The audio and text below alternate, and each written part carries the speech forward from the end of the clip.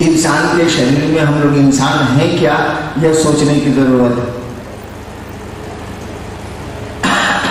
दिक्कत कहीं नहीं, गड़बड़ी कहीं नहीं है।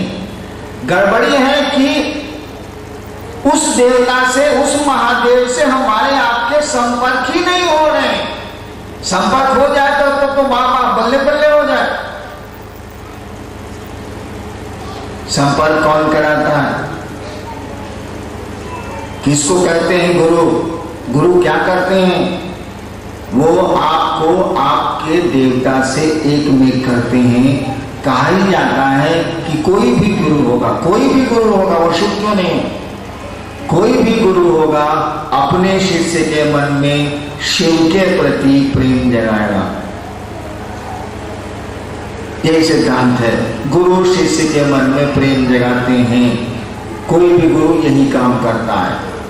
लेकिन अगर आपका प्रेम धरती से बढ़ रहा है, इसका मानी है कि आपका गुरु सही नहीं काम कर पा रहा। गुरु का काम ही है कि वो शिव से शिष्य के मन में प्रेम जगाते हैं, शिव के प्रति प्रेम जगाते हैं वो।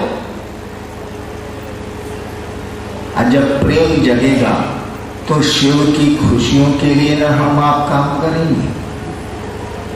बहन से प्रेम जगा है, आपको लाल साड़ी से, लाल रंग से चिढ़ है, बहन को साड़ी आप देने गए हैं राखी के त्योहार में, लाल रंग से चिढ़ है आपको। आप जानते हैं कि मेरी बहन लाल रंग का साड़ी खूब पसंद करती है, आप लाल ही खरीदें। जिसको आदमी प्यार करता है उसकी इच्छाओं के लिए, उसकी चाहत के लिए, उसकी आकांक्षा के लिए काम करना शुरू करता है।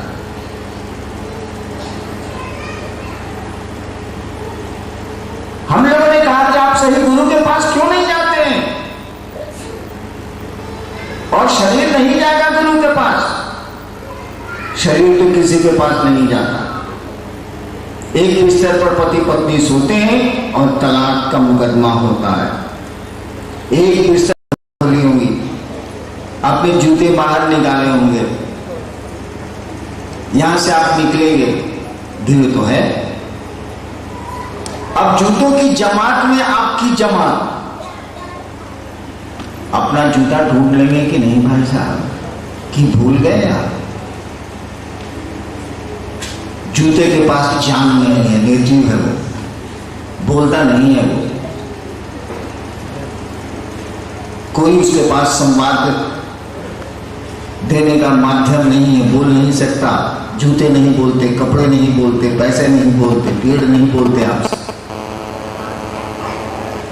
लेकिन आपको पता है कि मेरी चप्पल कहां है, उस झुंड में खोज लेंगे आप। आपको पता है कि आपके पॉकेट में पैसे कितने हैं, पैसा नहीं बोलता है। आपको पता है कि मेरे कपड़े धोबी के यहाँ कितने गए हैं, हेलो, कब लौटेंगे, कपड़े नहीं बोलेंगे।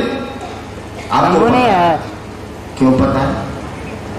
इसीलिए कि उन कपड़ों को आप अपना समझते हैं, उन जूतों को आप अपना समझते हैं, वे चप्पलें आपकी अपनी हैं। इसीलिए वो बोले या नहीं बोले, आपका मन बोलता है, आपका दिल बोलता है मेरा है, नहीं आया, इसीलिए हम आपको पता होता है कि छोटा सा बच्चा है, बोल नहीं सकता, उसको भोजन चाहिए, कपड़े चाहिए, ठंड लगती है, गर्मी लगती है, आपको पता है वो बोल नहीं सकता। हमको आपको ये जानकारी है। जिस दिन मन उस शिव को अपना समझने लगेगा, इसी में गुरु की भूमिका है। बिना गुरु के नहीं होगा ये। जितना छान पका चुरा लीजिए, जिस दिन आपका मन इस बात को समझेगा कि वह महादेव मेरा है, जान लीजिए उस महादेव को कुछ बोलने की जरूरत नहीं है। कुछ नहीं बोलता है वो, बोलने की जरूरत ही नहीं है। बोल तो सकता ही है, आप बोलते हैं इसका मन शिव ही बोलता है, उसको बोलने की जरूरत नहीं है। आप सब जानेंगे, चप्पल के बारे में सब आपको पता है, चप्पल कुछ नहीं बोलती है। आपकी बागवानी के पौधे सूख रहे हैं, पौधे नहीं बोलेंगे, आपको पता है कि पौधे सूख रहे हैं, पानी की जरूरत है। शिव जब अपने लगने लगेंगे तो हमको आपको शिव के बारे में सब पता होगा। कल रात में कुछ लोग बैठे थे मेरे पास, अचानक मेरे दिमाग में एक कहानी आई। कहानी नहीं है, मेरे जीवन की एक दुख भरी घटना। वैसे आपके लिए तो कहानी है। पांव में मेरे कांटी गड़ी है, आपके लिए तो ये खबर है, लेकिन जिसके पांव में गड़ी है उसके लिए ये खबर नहीं है, उसके लिए दर्द है। मैं मधेपुरा में मजिस्ट्रेट था। कल रात की कहानी दोहरा रहा हूं। मैं मधेपुरा में मजिस्ट्रेट था और पूरा इलाका मेरे बारे में जानता था, जानता है, अभी भी जानता है। 30 साल पहले की बात है, अभी भी जानता है कि हरिहर शिव में बहुत बड़े भक्त थे। नहीं समझता है शिव से, अब तो जान गया, लेकिन उस समय तक बहुत बड़े भक्त हैं, बहुत बड़े तांत्रिक हैं। गाली देंगे तो बीमारी ठीक हो जाएगी, ये हो जाएगा, वो हो जाएगा, वो हो जाएगा। बहुत अफवाहें बहुत उड़ती हैं। और एक मजिस्ट्रेट, उस समय का मजिस्ट्रेट एक छोटा समाज का आदमी होता नहीं है, बड़ी अफवाहें थी। रोग भी था मेरा, आज भी है, महादेव के देह से उसमें कोई कमी नहीं आई। लेकिन उन दिनों की बात कर रहा हूं कि मधेपुरा शहर का मैं हीरो था। उम्र कम थी, 30-32 साल का तो था ही। सुनिए एक घटना। महादेव के चलते हीरो था, नौकरी के चलते नहीं। मेरा चपरासी, नाम था जगन्नाथ मंडल, एक महादेव की तस्वीर लेके आया। मैं अपने ऑफिस में चैम्बर में बैठा हुआ था। तस्वीर बड़ी खूबसूरत थी। मेरी आदत है कि मैं 2-4 हाथ के महादेव का फोटो पसंद नहीं करता। मेरी आदत है कि 5 मुंह वाले महादेव हमको अच्छे नहीं लगते। हर एक आदमी की अपनी अपनी कल्पना है। अरे मजनू को लैला काली थी, बड़ी खूबसूरत थी, ठीक उसी तरह से मेरा भी महादेव कुछ आपसे अलग थलग हो सकता है। तो एक सामान्य सी महादेव की तस्वीर थी, पोस्ट कार्ड पर छपी थी और दुकान वाला उसको बेच रहा था कि लोग इसका इस्तेमाल पोस्ट कार्ड पर करेंगे। टिकट साथ के एक साइड फोटो था, एक साइड पोस्ट कार्ड था। चपरासी लेके आया, कहा कि सर फोटो देखिए ना। हमने शिव की तस्वीर देखी पोस्ट कार्ड पर, एक साइड में अच्छी। हमने कहा जगन्नाथ कितना में खरीदे? कहा सर 8 आना। हमने कहा मिलता? कल सर पान की दुकान पर मिलता, कचहरी के बाहर जो पान की दुकान है उस पर मिलता। हमने कहा जगन्नाथ पेशकार को बोलो 4 को फोटो ले आ गया। ने हमारे जो कचहरी का क्लर्क था, जो हाजिरी उजरी लेता था, पेशकार, हमने जगन्नाथ को कहा कि उमा शंकर यादव उसका नाम था। हमने कहा पेशकार को बोलो 4 को फोटो ले आ गया। फोटो ले आ।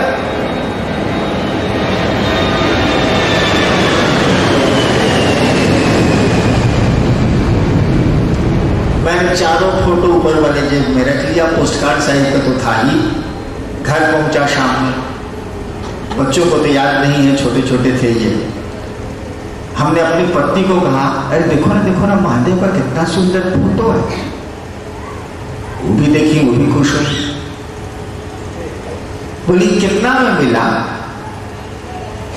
हम कहा कि 8 आना दाम है, 4 का 2 रुपया हुआ। तो बोली कि आपको तो पैसा दिए नहीं थे कचहरी जाते समय, किससे लिए? वो बोली कि आप कचहरी जा रहे थे तो हम तो पैसा कुछ दिए नहीं थे। कचहरी में कौन पैसे की जरूरत पड़ती है हम लोगों को, कैसे लिए? हम कह रहे ओहो मेरा पेशकार इतना कमाता है, 2 रुपए का फोटो नहीं खींच सकता है, पेशकार से मंगवाया। जैसे इस बात को हमने कहा, मुझको लगा कि मेरे पांव के नीचे से जमीन खिसक गई। हमने सोचा कि सारा बच्चों के लिए टॉफी घटती है तो मैं महादेव से मांगता हूं,